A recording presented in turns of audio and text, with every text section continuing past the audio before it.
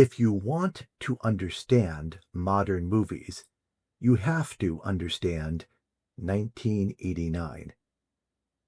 It wasn't just a good year for cinema. It was a seismic shift that broke the mold and recast everything in ways we are still living with today. To give you some context, I recently sat on a panel titled 1989, The Year Nobody Left the Theater. That title is only half a joke. The average American in 1989 bought 2.5 times as many theater tickets as people do today.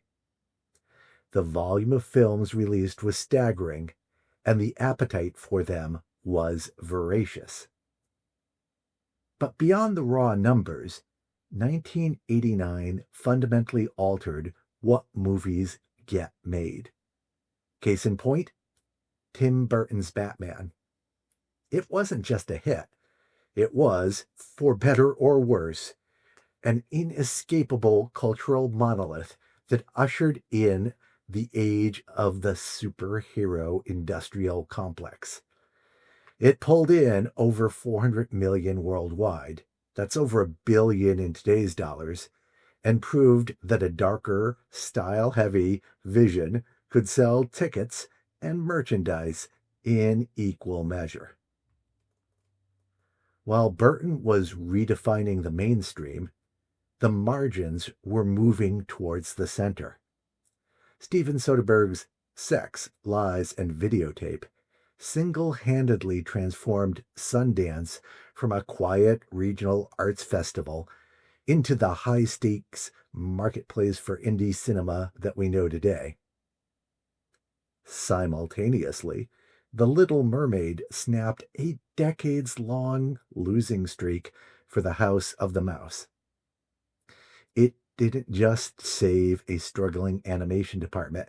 It kickstarted the Disney Renaissance, a period of unprecedented critical and commercial dominance. Shifts were happening in nonfiction too. 1989 moved the documentary away from objective observation towards urgent, personality-driven activism. Michael Moore's Roger and Me proved that a documentary could be abrasive, funny, and, crucially, commercially viable. In Asia, the landscape was equally volatile. John Woo's The Killer became the cornerstone of the heroic bloodshed genre, influencing the visual language of action cinema globally. Meanwhile, Chow Yun-fat's other hit, God of Gamblers, became the year's highest-grossing film in Hong Kong. While the genre didn't cross over to the West the same way Wu's Gun Fu did, it launched a massive wave of gambling-themed cinema across Asia.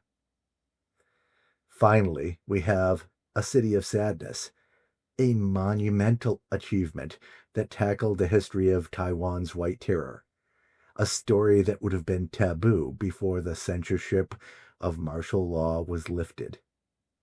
Looking back, the film feels prophetic, anticipating how two major events of 1989 would shape the future. First, the fall of the Berlin Wall and the collapse of the Soviet system meant that European cinema would spend the next quarter century unpacking that trauma in an almost endless stream of noteworthy films. Second, on the other side of the world, the repression following the Tiananmen Square massacre inadvertently birthed the sixth generation of Chinese filmmakers, artists who turned to cheap digital video to document a gritty urban reality without state approval. There are so many significant films from 1989 that I haven't even touched on. Do the Right Thing, Heathers, Star Trek V. Well, actually, scratch that last one. But the films I've mentioned are the ones that shifted the tectonic plates establishing the geography of contemporary cinema. What is your standout film from 1989? Let me know in the comments below.